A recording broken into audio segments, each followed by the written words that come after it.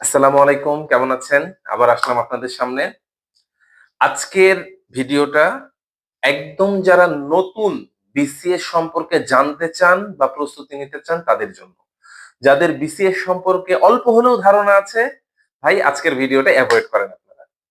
আজকে যে বিষয়টা নিয়ে বলবো একদম শুরুতে বিসিএস পরীক্ষাটার প্যাটার্নটা কি, বিসিএস পরীক্ষার সিস্টেমটা কি, আপনি বিসিএস পরীক্ষা দেওয়ার জন্য কি কি করতে হবে এবং এর সিলেবাসটা কি, এইটা নিয়ে আমি আলাপ করবো আজকে।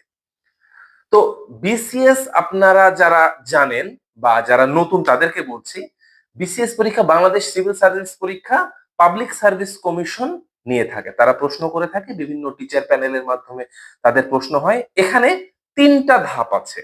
তিন ধাপে একজন কর্মকর্তা সিলেকশন হয় বিসিএস এর মাধ্যমে। কি সেই তিনটা ধাপ?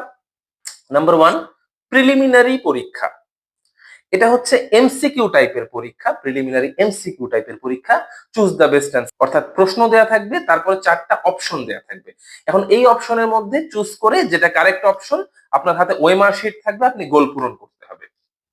এইটা হচ্ছে কথা। এখন 200 মার্কের এই প্রিলিমিনারি পরীক্ষা হয়ে থাকে। 200 মার্কের মধ্যে কোন সাবজেক্টে কত মার্ক থাকবে এটার একটা সিলেবাস আছে। কি কি?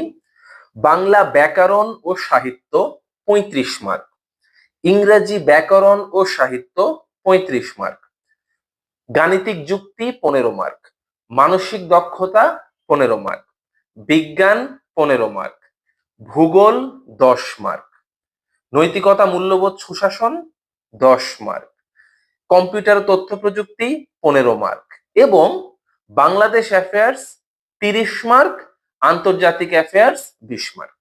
এই টোটাল 200 মার্কের পরীক্ষা প্রিলিমিনারিতে হয়ে থাকে।